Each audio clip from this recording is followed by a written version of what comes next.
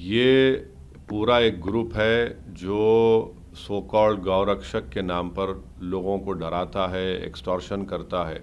और इनकी हिम्मत इतनी बढ़ गई कि 150 किलोमीटर दूर आकर ये जुनैद और नासिर को किडनैप करते हैं। बल्कि नासिर के एक भाई इस्माइल ने जो कंप्लेन दिया, उसने कहा कि इन्होंने इतना मारा इन दोनों को, पुलिस के हवाले किया। तो पुलिस ने कहा हम नहीं लेंगे इनको क्योंकि मर जाएंगे। तो बाद में इनकी जली हुई लाश और जली हुई गाड़ी मिली। तो ये पूरा इनको प्रोटेक्शन मिल रहा है। जब तक हरियाणा की बीजेपी की सरकार ऐसे लोगों को प्रोटेक्शन देते रहेगी, ये इस तरह का जुल्म ज़्यादती करते रहेंगे, लोगों को मारते रहेंगे और उनका कत्ल करते रहेंगे। तो इसलिए बहुत ज़रूरी है कि हरियाणा की बीजेपी की सरकार, केंद्र की बीजेपी की सरकार इन लोगों से अपने रिश्ते नाते को तोड़े और क़ानून को अपना काम करने दे। वरना ऐसा ही पीड़ित परिवारों को तकालीफ होती रहेगी। और राजस्थान में जो कांग्रेस सरकार है, अगर वो बर वक्त इमीडिएटली जब उनको इन्फॉर्म किया गया था कि जुनैद और नासिर को किडनैप किया गया, वो हरकत में आते और उन लोगों को पुलिस के ज़रिए उनको रोक लेते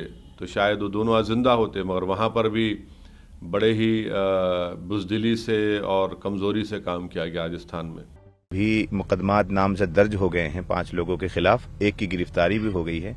लेकिन अभी इसमें हमारा फिरोजपुर का थाना भी इन्वॉल्व है, इसलिए कि वो लोग सबसे पहले उसको थाना लेकर पहुंचे तो वहां पुलिस वालों की जिम्मेदारी बनती थी कि उनके सामने मुलजिमीन भी थे और वो लोग जख्मी नीम मुर्दा हालत में थे।